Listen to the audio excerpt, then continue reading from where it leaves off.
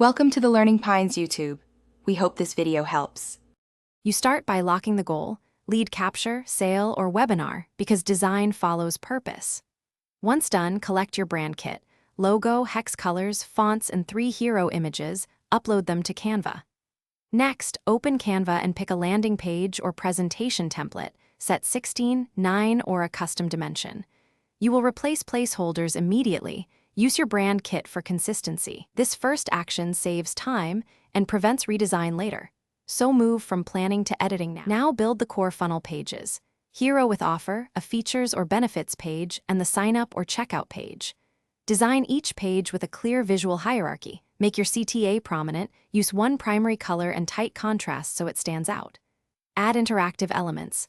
Link buttons, embed a form or opt-in, and drop in a countdown timer or testimonials for urgency.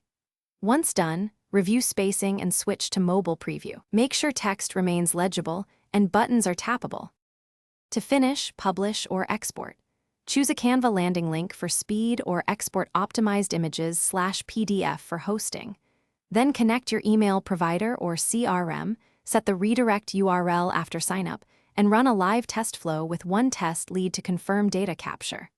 Monitor load time and mobile behavior.